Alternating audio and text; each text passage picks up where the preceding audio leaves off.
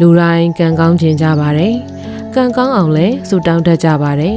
ကံကောင်းဖို့ဘာတွေလုပ်ရမလဲဆိုတာကိုလည်းသိထားဖို့လိုပါသေးတယ်ဘာကျုပ်ဆရာတော်ဘုရားကြီးရဲ့တရားတစ်ပုဒ်ထဲမှာကိုတွေးလိုက်တဲ့အတွေးတွေပြောလိုက်တဲ့အပြောတွေလုပ်လိုက်တဲ့အပြုအမူတွေကကိုယ့်ရဲ့ကံတွေဖြစ်လာတယ်လို့ဟောတော်မူပါတယ်အဲ့ဒီတရားလေးကိုတည်တည်ချာချာဆင်ခြင်သုံးသပ်ကြည့်မယ်ဆိုရင်ကံကောင်းအောင်ဘာလုပ်ရမလဲဆိုတာကိုသိခွင့်ရနိုင်ပါတယ်ကျမတို့တွေးလိုက်တဲ့အတွေးတွေကကိုယ့်ရဲ့ကံဖြစ်လာတယ်ဆိုရင်ကံကောင်းမှုအတွက်ကောင်းတဲ့အတွေးလေးတွေပဲတွေးဖို့လိုအပ်တာပေါ့တနေ့ကျမတို့တွေးနေတဲ့အတွေးတွေကမရေတွက်နိုင်အောင်များပြားလွန်ပါတယ်ဒီအတွေးတွေထဲမှာကောင်းတဲ့အတွေးတွေလည်းပါသလိုမကောင်းတဲ့အတွေးတွေလည်းအများကြီးပါနေတတ်တာပါပဲကိုယ့်ရဲ့အတွေးတွေကိုသတိလေးနဲ့စောင့်ကြည့်တတ်တဲ့အလေးအကျင့်လေးလုပ်ကြည့်စေချင်ပါတယ်အတွေးတွေကိုသတိထားမိတဲ့အခါကောင်းတဲ့ကုသိုလ်အတွေးလေးတွေစိတ်ကောင်းစေတနာကောင်းအတွေးလေးတွေ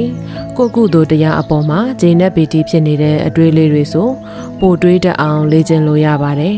မကောင်းတဲ့အတွေးတွေဖြစ်တဲ့လောဘဒေါသမာနအိတ်တာမစ္စရိယအတွေးတွေတွေးလိုက်မိပြီဆိုရင်လေဒီအတွေးတွေကိုသတိနဲ့စောင့်ကြည့်မိတဲ့အခါချက်ချင်းသတိထားမိလာပါတယ်မကောင်းတဲ့အတွေးဆိုးတွေဝင်လာပြီဆိုတာကိုချက်ချင်းသတိမထားမိရင်အဲ့ဒီအကုသိုလ်အတွေးတွေထဲမှာတဝဲလဲလဲနစ်မြုံနေတတ်ပါတယ်မကောင်းတဲ့အတွေးဆိုးမှန်ချက်ချင်းသိလိုက်တာနဲ့ချက်ချင်းရပ်ပစ်လိုက်ဖို့လိုပါတယ်ငါအကုသိုလ်အတွေးတွေဖြစ်နေပြီတော်ပြီဆက်မတွေးနဲ့တော့လို့ကိုသတိပေးပြီးအတွေးတွေကိုချက်ချင်းရပ်ပစ်နိုင်ဖို့အရေးကြီးပါတယ်မရပ်နိုင်ရင်ကုသိုလ်အတွေးလေးနဲ့အစားထိုးပေးဖို့လိုပါတယ်ဥပမာမြတ်စွာဘုရားရဲ့ဂုဏ်တော်တစ်ခုဖြစ်တဲ့အရဟံကိလေသာကင်းစင်တော်မူသောမြတ်စွာဘုရားလို့အတန်လေးထွက်ပြီးအဆက်မပြတ်ယွနေလိုက်ရင်အတွေးဆိုးနေရာမှာကုသိုလ်အတွေးကောင်းလေးအစားထိုးဝင်လာတာမို့အကုသိုလ်ဆက်ဖြစ်ခွင့်လေးမရတော့ပါဘူးမကောင်းတဲ့အတွေးတွေဖြစ်လာတဲ့အခါဒီအတွေးတွေကိုမကျေနပ်တဲ့စိတ်မုန်းတီးတဲ့စိတ်နဲ့လည်းတုံ့ပြန်ဖို့မလိုပါဘူးဒီအတွေးတွေကိုအတိမတ်ပြုလက်ခံပေးလိုက်ရင်သူကလည်းပျောက်ကွယ်ချုပ်ငြိမ်သွားရတာပါပဲဥပမာလေးပေးရရင်ကျမတို့တရားထိုင်တာကြာလာတဲ့အခါမခံမရက်နိုင်အောင်နာကျင်တဲ့ဝေဒနာတွေတက်လာပါတယ်အဲ့ဒီအခါမျိုးမှာနာကျင်မှုကိုလည်းသီးမခံနိုင်ပဲစိတ်ထဲမှာဒေါသတွေမလိုမုန်းထားမှုတွေဖြစ်လာပါတယ်တုံ့ပြန်မှုတွေလှုပ်လာပါတယ်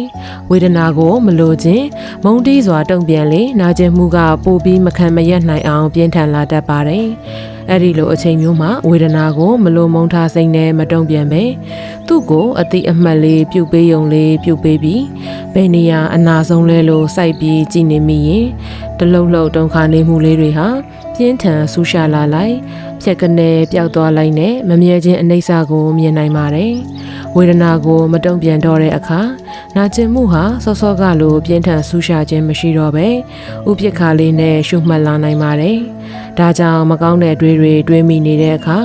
ဒီအတွေးတွေကိုလည်းမလိုမုန်းထားစိတ်နဲ့မတုံ့ပြန်ပဲအတွေးကိုသာသိမှတ်နေပြီးသူ့ရဲ့သဘာဝလေးကိုသိနေလိုက်ဖို့ပဲလိုပါတယ်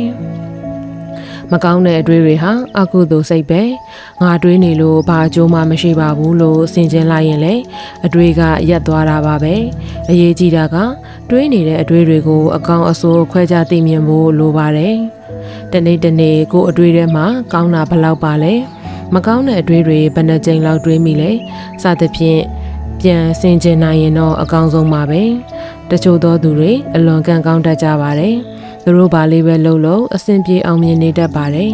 ကံကောင်းတဲ့သူတွေကိုကြည့်လိုက်ရင်သူများအပေါ်စိတ်ကောင်းစေတနာကောင်းလေးတွေနဲ့ကောင်းတဲ့အတွေးလေးတွေတွေးတတ်ကြတာများပါတယ်သူပင်ကိုသဘာဝစရိုက်ကိုကသူများအကြောင်းမကောင်းမပြောတတ်တာကောင်းတဲ့ဘက်ကလှည့်တွေးပေးတတ်တာသူများကိုအဆင်ပြေအောင်ဘယ်လိုကူညီဖေးမရမလဲဆိုတဲ့မေတ္တာတွေးလေးတွေရှိနေတတ်တာဖြစ်ပါတယ်သူ့အတွေးတွေကပဲသူ့ရဲ့ကံဖြစ်ပြီးသူကံကောင်းရခြင်းဖြစ်ပါတယ်အတွေးလေးတွေကောင်းနေတဲ့အခါအပြောလေးတွေအလုပ်ကလေးတွေကလည်းအလိုအလျောက်ကောင်းလာတော့တာပါပဲကိုကကောင်းစေတဲ့အကြောင်းလေးတွေပြုထားပြီးဆိုရင်ကောင်းတဲ့အကျိုးလေးတွေလည်းကိုယ်စီရောက်လာမှသိကြပါတယ်ဒါကြောင့်ကံကောင်းခြင်းရင်ကံကောင်းစေတဲ့အတွေးကောင်းလေးတွေတွေးတတ်ဖို့လိုပါတယ်အတွေးတွေကောင်းရင်ကံကောင်းပါတယ်